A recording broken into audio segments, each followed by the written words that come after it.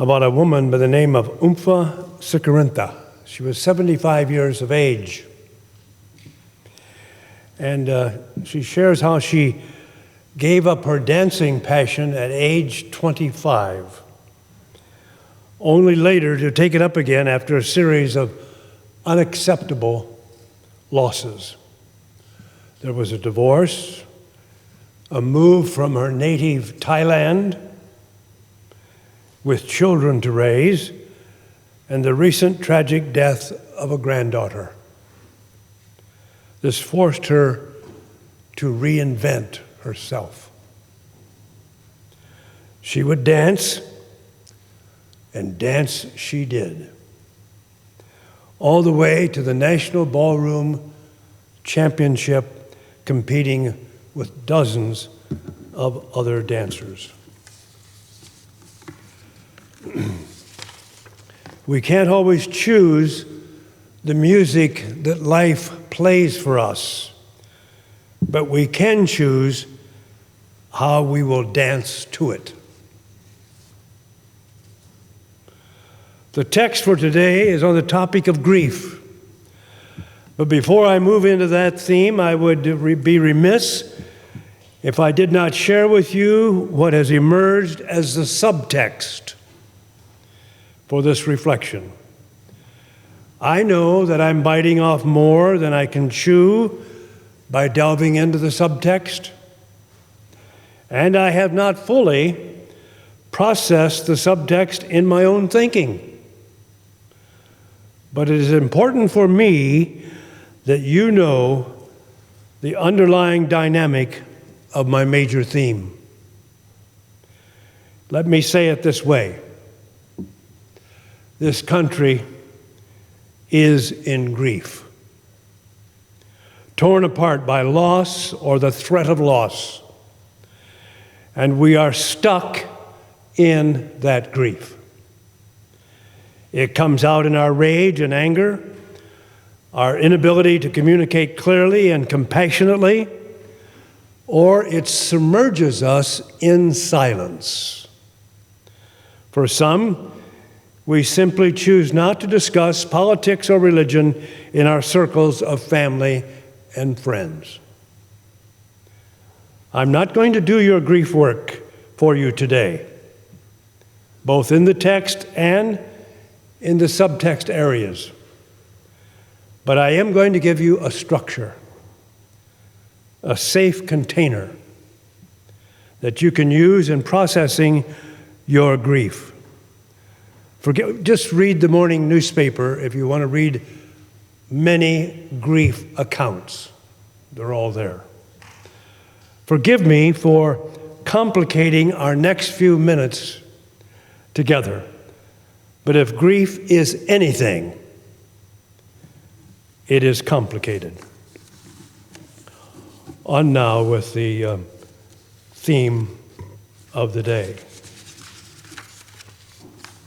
This is a summary of what I have learned in the last 55 years in my ministry, as was announced earlier, as pastor, chaplain, marriage and family therapist, and a fellow sufferer.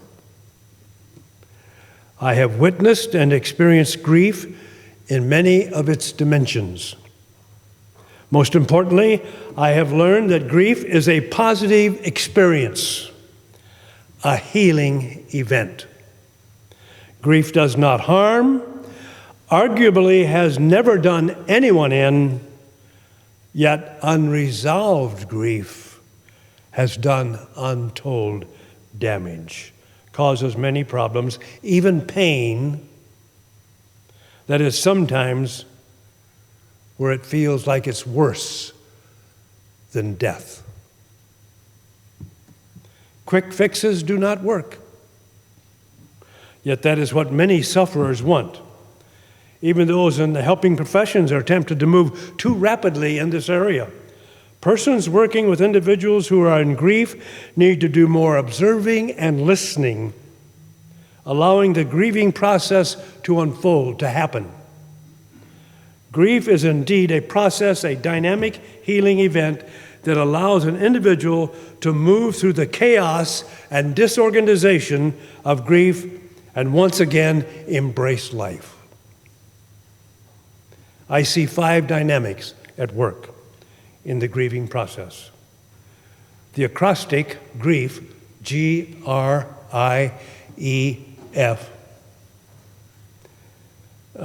gives us the 5 components of grief. They're each on a continuum. And a continuum is a coherent whole characterized as a sequence or a progression. So it's a dance on each of these continuum, and they all add up to one dance. They're all interrelated. The left column of these 5 letters is not pathological, and I'll give you the 5 right now. Number 1, G, guilt and grace. Number 2, R, rage and relief. Number 3, intergenerational in origin, individual in expression. 4, emptiness and enough. And 5, fear and faith. Now you would think that the left side of this structure is pathological. It is not. It is healthy. They're all relatively universal components of the grieving process. As I said, each of these dynamics is so interrelated to the others that they actually become one process. I'm not going to be using Elizabeth Kubler-Ross' 5 stages of death. Those were written for the dying person. I'm addressing the bereaved, the living, grieving person today. Number 1, guilt and grace. We feel guilty because we are supposed to prevent death. Many think that death is bad, something we must avoid at any cost, and when it happens to others, we survivors naturally experience some level of guilt. The perfectionists among us have more guilt. If only I had had more faith, if only I had done this, if only I made that phone call, if only I wouldn't have to face this crisis. Even though that we know that we're going to die someday, we do, as Big Daddy and Cat on a Hot Tin Roof said, we do not have the pig's advantage. We know that we're going to die. And because of that reality, because of that knowing, we're all in a grief process constantly, but most of us integrate it and it doesn't interrupt with our lives, and we get on with our living and are grateful for life. However, if we look at guilt as normal and healthy and real, we'll be able to listen to that guilt as it guides us toward grace. In this dance, we make mistakes, but we are on the mend. Grace teaches us to ease up, to forgive ourselves and others, to accept life on life's terms. Grace leads us to inner peace, acceptance, and celebration. Grace enables us to be grateful for our lives and accepting of our deaths. J.R. Cook said, "Grace is the face that love wears when it sees our imperfections." I'm going to read that again. Grace is the face of love when it sees our imperfections. Moving from guilt to grace is a universal and human experience in the grief response for those who want to live and die in peace. Some use their faith in this transition, others meditate, still others use philosophy and self-reliance. And I have seen similar positive responses from each of those approaches. One does not win over the others. 2, rage R stands for rage and is based on the conviction that we deserve, even demand, fairness. Damn it. We think life is supposed to be just, and as if we were a god, we try to control it and make it so. We are angry when we do not succeed. Rage builds, and healing allows it to be expressed. As we express our rage and anger, we are able to move toward relief. Relief is a universal experience in the grief response. Superficial comments that indicate the relief response are such statements as, well, at least he's not suffering anymore. Or, he can no longer hurt himself or any others. Or here's the most popular one. At least he was doing what he liked to do. Universal.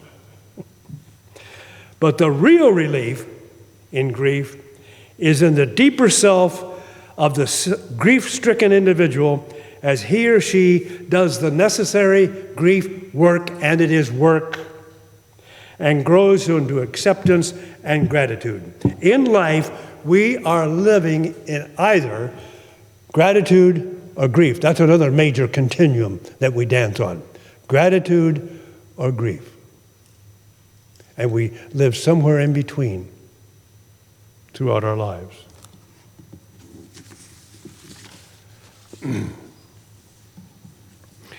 Relief allows the individual to become more comfortable with life and death. Relief says, I don't have to fix it anymore. I am not responsible anymore. What has happened, and there's nothing I can do about it. It's like a friend of mine whose husband died by suicide, and 10 years after the death, she said to her husband, Jim, I now give back your suicide to you. It is no longer mine. That is relief. To be fully open to the relief and grief is to allow more grace and more sunlight into our lives. 3, the I, probably the most important and the most complicated. The I stands for intergenerational in origin and individual in expression. We learn to grieve from our families. We are guided by many unwritten family rules. These rules are not written down and passed on from generation to generation on tablets of stone. They are, however, written within the patterns of communication and expectations surrounding such issues as illness, suffering, hospitalization, and death. We are scripted into family roles that teach us to do it right. Our family systems teach us the right and wrong ways of grieving, and we spend the rest of our lives obeying or reacting to those family rules. These rules can be changed, but until they are changed, they are binding and either facilitate or inhibit a healthy grieving process.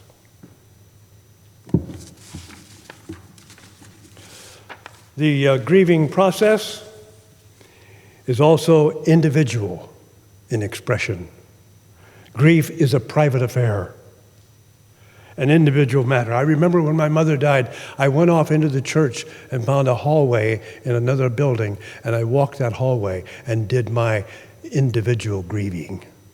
That's how I chose to grieve that death. It's an individual matter. Even though everyone grieves, he or she enters into the experience in a unique way. This is because the goal of grief is individual healing. True, the family system needs to return to equilibrium, and after any loss or major change, the individual system that has to return to equilibrium after any loss or major loss. And the system will do that while individuals jostle for position and realign themselves along family expectations or in reaction to those expectations. However, the individual finds a great deal of personal expression during the grieving process. This may come out in letters, journal keeping, poetry, telephone calls, private weeping, and may be evidenced by some seeking more solitude while others are more gregarious. Some individuals will want to keep very busy, and others will want friends and family to wait upon them. Most people will express themselves individually and will find the healing their spirits are seeking. A further important word. Many families carry unresolved grief from generation to generation. This can be based on multiple divorces that have never been resolved, or premature deaths that are not discussed, or family secrets, both hidden and known. Until someone intervenes in this process, the tendency to allow the family system to pick up more guilt and more rage, sabotaging the healing power of grief within the family intergenerational structure. And until someone in the family system puts up a stop sign and says this pathology will end in this family as of now, until someone puts up that stop sign, the intergenerational passage of pathology continues. The E stands for emptiness. Emptiness. I have seen this in countless situations where individuals feel a vacuum. This vacuum results from the incredible shock of abruptly losing a loved one or from some other significant loss. Numbness sets in. We become shells, simply going through the motivations of living. We are on automatic pilot. The person experiences incredible loneliness and sadness and a feeling of being cut off from the rest of society. Like one gentleman told me when his son died, "Reverend, my world stopped." If we listen to the vacuum, it will teach us who we are and who we are not. The vacuum lets us know that something is gone. It will never return. Many of us try to fill the vacuum immediately or refuse to face the fact that a vacuum exists at all. Much worse, we try to fill the vacuum with destructive toys, instant friends, and other so-called comforts. If we allow ourselves to get in touch with the emptiness in our lives, we will come to realize that we have enough. The biblical Old Testament has a personality by the name of Esau. And when seeing his brother Jacob attempting to reconcile with him after years of alienation by bringing many kinds of cattle and gifts, Esau asked Jacob, "What is this?" Jacob responded by saying, "It is that I might find favor in your sight." And Esau's response was, "I have enough." Johann Sebastian Bach's aria, Ich habe genug. I have enough. Each of us, at any given time in our lives, has enough. We have enough to take the next step. We have enough strength for this day. In the immediate crisis of grief, many people have enough in just picking out the appropriate casket and cemetery lot, making arrangements for the funeral, or going to the bank and handling legal and financial situations. Perhaps others have enough in just fixing a meal, or bathing, or getting dressed. in preparation for the doctor's appointment. We have enough, folks.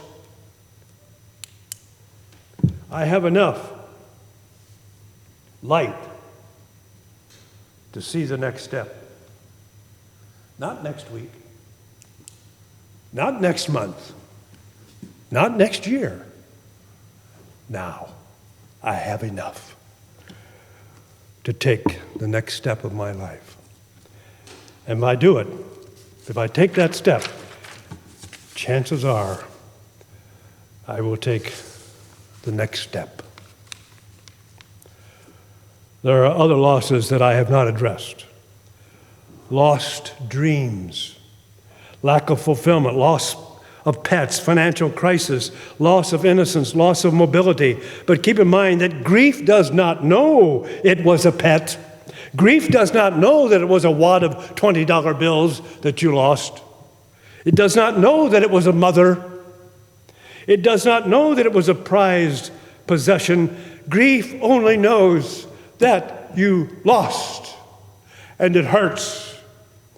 That you need to focus on self-care, and that you'll probably need a team of helpers in that process. I heard a lecture given in Tucson once by a woman who said it takes 16 women, not necessarily women. She said it takes 16 people to keep me going. That woman knew who she was. The F. The F stands for fear, which wrestles with faith. The crucial dynamic leads to trust or mistrust or somewhere in between. Our losses force us to become new human beings as we choose to move on with our lives. The deepest hurt, the deepest cut of all in the grieving process is role loss. R-O-L-E, role loss. The loss of being a son, a mother, a lover, a friend is actually more painful. You may argue with me on this, but role loss is more painful than the loss of the prized object or the loved one. After both of my parents died, it was weeks before I realized that I was an orphan. Some say, I cannot live without him, or I won't live without him. For the individual who cannot go on with his or her life, there is a deeper choice that says, I do not want to change. I choose not to become the new person that life is choosing for me. If we listen to that fear and do not isolate in it, if we share that fear and intimacy of friendship or perhaps with prayer, we will begin to find our new identity and become acquainted with the new person inside. Many people have told me I needed to reinvent myself. Time, folks, does not heal. That's a joke. It is how you use time that leads to healing. Our expressed fear in the context of faith allows our vulnerabilities to become strengths. Bottlenecks no longer are bottlenecks. We learn from them.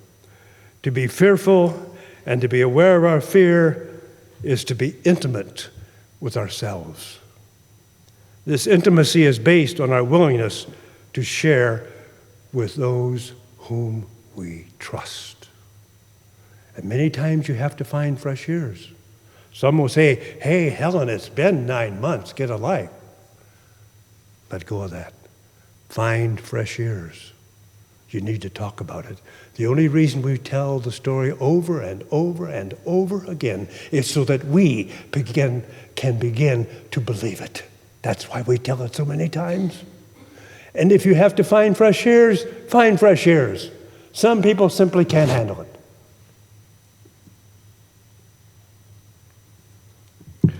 Faith means that we have aligned ourselves with that inner source of power that brings acceptance and inner peace.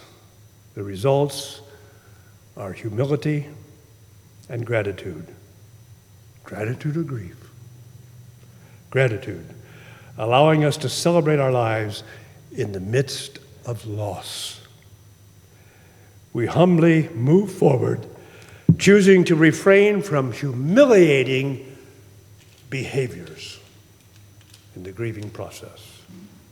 Now, the word religion comes from the word religio, which means to bind together. Whatever we utilize to integrate our lives, to bring together the various components of our living, to seek meaning, is for many of us a religious and or spiritual experience. I have never met an individual who didn't want to understand the meaning of his or her life. Never, not one, in over 55 years in the ministry.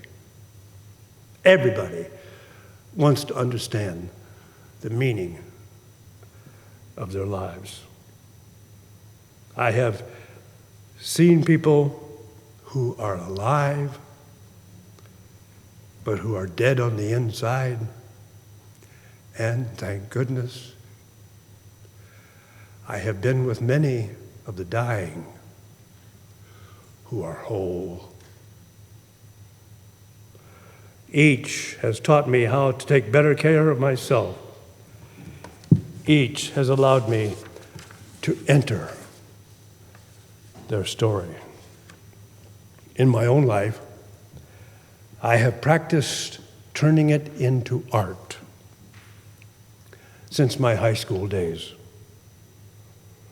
Through acting and writing and other arts, I have created a life worth living. My first play was in 1955. My last theatrical work was in 2019.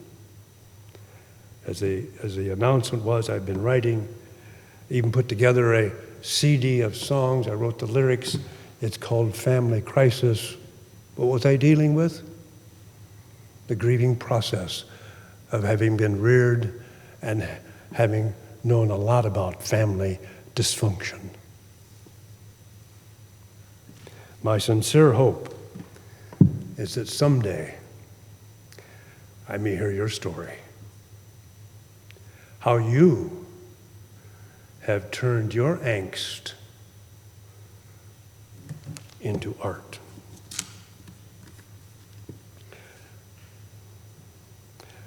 I'm going to lay down my heavy burden down by the riverside, down by the riverside, down by the riverside. I'm going to lay down my heavy burden down by the riverside and study war no more. Amen.